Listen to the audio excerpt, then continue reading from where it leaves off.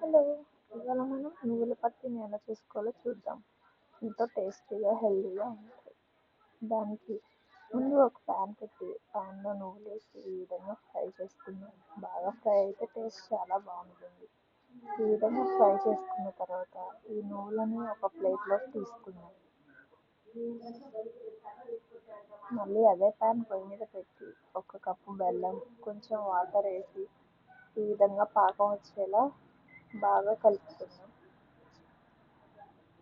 పాకం బాగా వస్తే టేస్ట్ బాగా ఉంటాయి. ఈ విధంగా పాకం వచ్చిందాక కలుపుకోవాలి, మాడనివ్వకుండా సిమ్లో పెట్టి.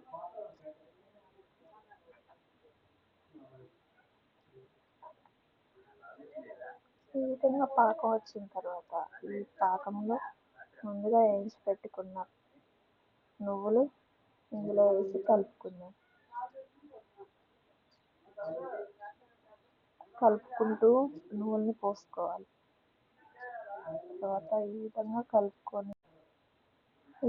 కలుపుకోవడం వల్ల బెల్లం పాకం అనేది నువ్వులకి బాగా పడుతుంది.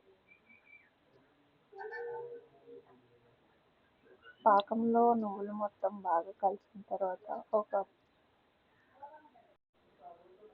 ప్లేట్ తీసుకొని ఆ ప్లేట్కి నెయ్యిని అప్లై చేసి ఈ నువ్వుల మిశ్రమాన్ని ఆ ప్లేట్లో వేసి మొత్తం ఈవెన్గా వచ్చేలా స్ప్రెడ్ చేసుకుందాం.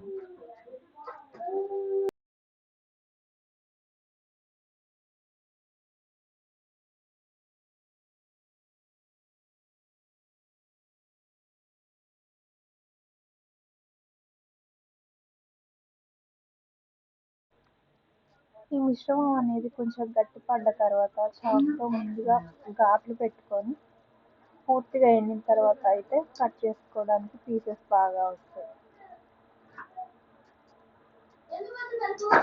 ఈ విధంగా చూసి కట్ చేసుకొని సర్వ్ చేసుకున్నట్లయితే నువ్వుల పత్తి రెడీ. ఎంతో టేస్టీగా, హెల్తీగా చాలా బాగుంటాయి. ఒకసారి ట్రై చేసి చూడండి.